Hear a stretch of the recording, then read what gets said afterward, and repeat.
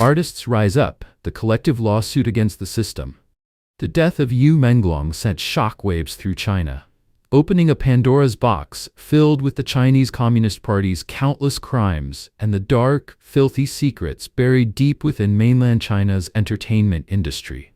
Perhaps that is why, as people become more aware and clear-minded, they are now refusing to become the next victims of this flesh-devouring machine.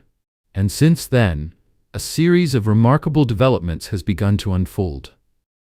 According to fortune teller Ma Xian, who has long followed and revealed spiritual world information surrounding Yu Menglong's case, a major figure in the entertainment industry recently disclosed new information to him. The insider revealed that many artists under a certain agency, especially the younger ones, are now preparing a collective lawsuit to terminate their contracts. Individually, they know they cannot fight their management company, so they have been gathering evidence of the company's illegal and shady operations.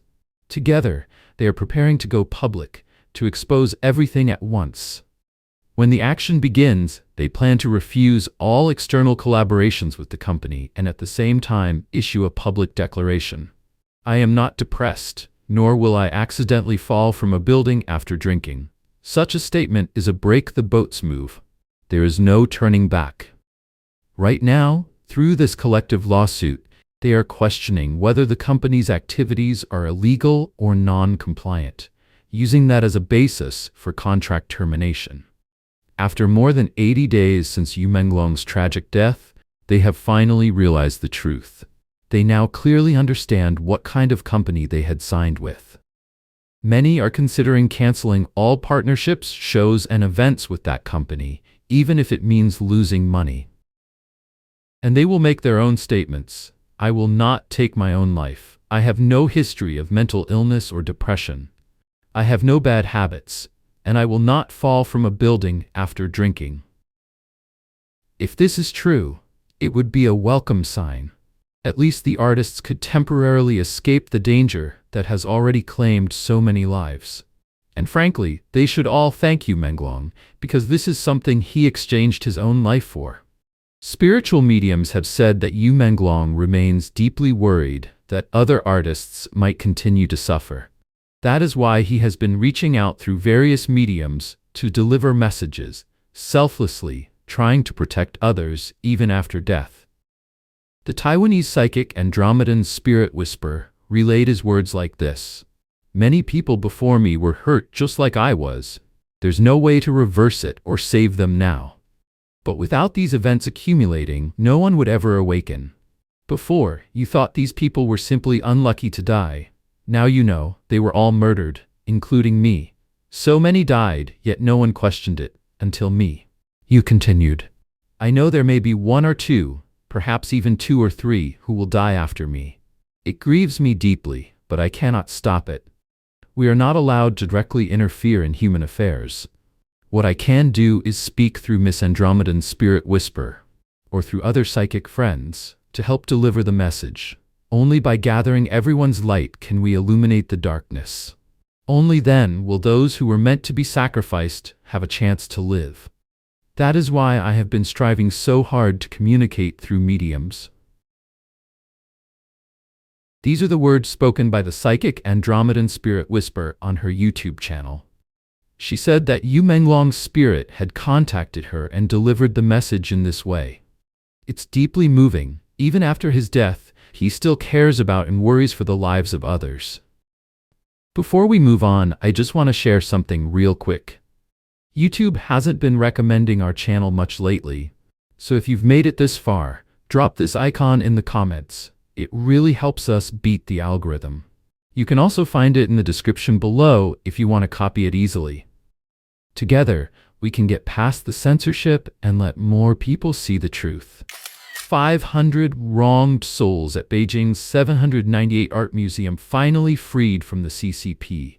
According to the People's Paper, Li Ming, host of the channel Believe It or Not, released a video on December 3rd announcing a striking development. All 500 wronged souls said to reside in Beijing's 798 Art Museum have now completed the 3 withdrawals from the CCP. Earlier, The Global Center for Quitting the CCP had also received an application from netizens requesting assistance with Yu Menglong's withdrawal, which was successfully processed. Li Ming explained that a viewer from Taiwan contacted her early that morning with the news, saying that even the spirits people were most concerned about, such as Chao Renliang and Chu Feng, who, like Yu Menglong, suffered unjust and tragic deaths, were among those included. Feeling deeply moved, Li Ming said she immediately decided to share the news to encourage others. According to her, the viewer is a devoted Buddhist with apparent spiritual sensitivity who had communicated with the wronged souls in the spiritual realm. The souls expressed their willingness to withdraw from the CCP, after which Li Ming helped facilitate further spiritual connections, and the process was said to be successfully completed. In an earlier broadcast on November 2nd, Li Ming explained that souls burdened by fear, grief, or attachment remain trapped in an unstable intermediate realm, a gray, low-energy zone near the human world. She said this was where Yu Menglong's soul first appeared after his death. Cold, dark, and disoriented. That was why in her October 20th program, 1 month after his passing, she felt surrounded by a chilling, heavy energy. But once he agreed to the 3 withdrawals, she claimed his energy rose sharply. "I believe he is truly free now," she said. "He is moving toward the light." Li Ming believes that anyone who once swore loyalty to CCP organizations is bound by a contract with a demonic system, a bond that continues even after death. Breaking that contract, she said, is what allowed Yu Menglong's soul to become free. She urged all Chinese people, both in the mainland and overseas, to complete the 3 withdrawals, saying it would release them from demonic control. She also noted that many viewers have reported receiving messages from their deceased relatives asking for help in completing the same process.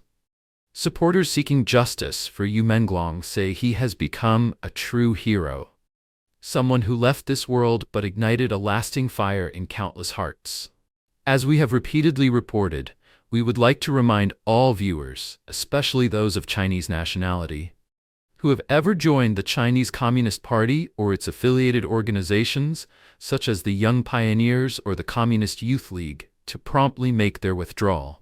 You can do this by visiting global.tuidang.org, clicking Quit the CCP Now, and following the on-screen instructions. To date, more than 455 million people have announced their withdrawal from the Chinese Communist Party and its affiliated groups, choosing to seek hope and a brighter future for themselves. Pingping is dead, matching an ancient Chinese prophecy? At a time when Hong Kong was reeling from a major so-called man-made disaster with heavy casualties and the world was still in mourning, another unexpected event made headlines across mainland China. Pingping has died. What is Pingping?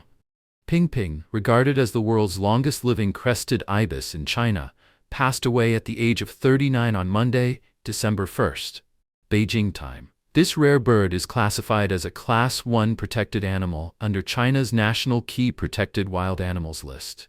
The Beijing Zoo announced the news on Weibo, writing, "Pingping, the crested ibis that achieved the remarkable feat of living to nearly 40 years old, has peacefully completed his legendary life. We cherish the joyful times we shared with Pingping.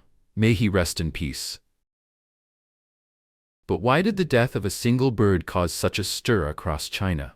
No one knows who chose the name, yet it happens to share the same sound, ping, as in Xi Jinping's name.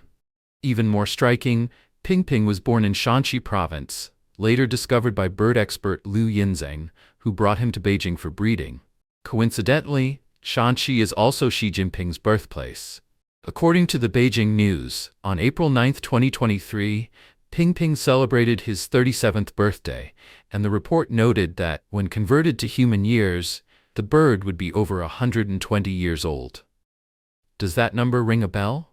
During the September 3rd military parade in Beijing, a conversation between Xi Jinping, Vladimir Putin, and Kim Jong-un, whether accidental or deliberate, was caught on a hot mic and quickly spread around the world. In it, Xi claimed that humans could live up to 150 years through organ transplantation. So when Pingping died, netizens wasted no time connecting the dots. Their comments were filled with biting irony.